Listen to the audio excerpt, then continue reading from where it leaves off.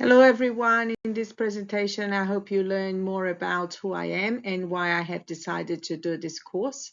I will also be discussing what would be the advantages and disadvantages of TBLT.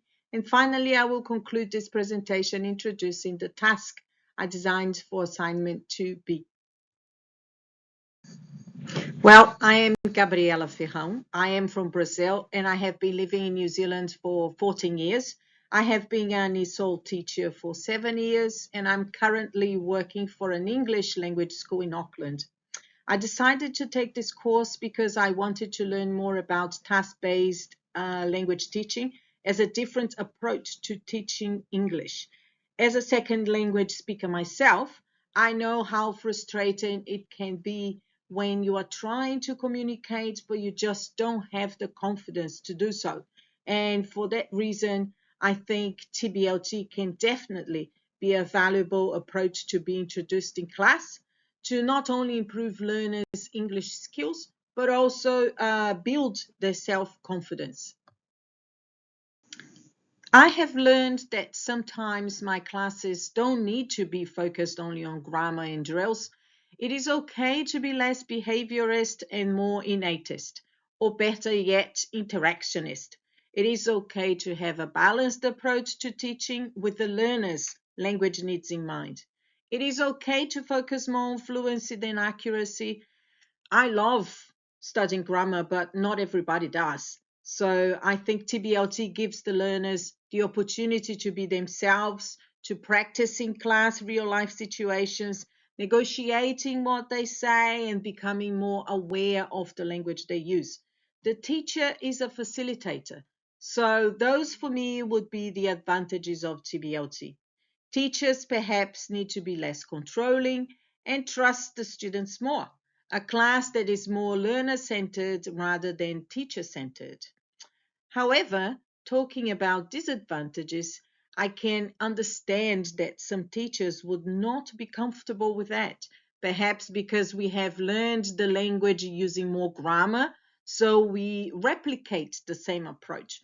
Perhaps there is a lack of understanding and confidence about TBLT, not only from teachers, but also from other stakeholders, such as school principals and the government.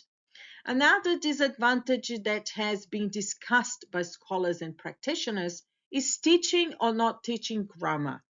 That could be understood as a strong TBLT pedagogical approach towards the innatist theoretical point of view, letting the students do a task using language they don't know yet might not be helpful in class. They also might not be ready to learn the target language. Plus, focusing on fluency does not guarantee that the learner will fully understand and produce the language accurately over a period of time. Thus, it is important to have a balance. As teachers, it is okay to try different pedagogical approaches depending on the learner's needs and the context in which the language will be practiced. Movie night is an interactional task that promotes rapport among learners and teachers, as well as allowing the students to engage and complete the activity using the target language. It is an activity that has real meaning, an intentional and pragmatic use of language. It not only promotes fluency, but also, with the support of the teacher, helps the students to notice and strengthen their language accuracy skills. The task is both goal-oriented and activity-inducing. It could be labeled as a jigsaw task, a two-way information exchange. Movie night can also be categorized as a comparing, problem-solving, and sharing personal views experience task type. The task has three stages: pre, main, and post-task stages for learners within the A2 pre-intermediate and B1 intermediate levels according to the Common European Framework of Reference for Languages. On pre-tasks 1 and 2, the learners ask their partners the questions as shown on the slides. They would also be given a handout in which they could see the different genres of movies. They would discuss a couple of more questions and share their opinion about their movie preferences. At the end of each pre-task, there would be a feedback stage, and the students would share the information they have learned from their partners. At the main task stage, the teacher would introduce the role play scenario.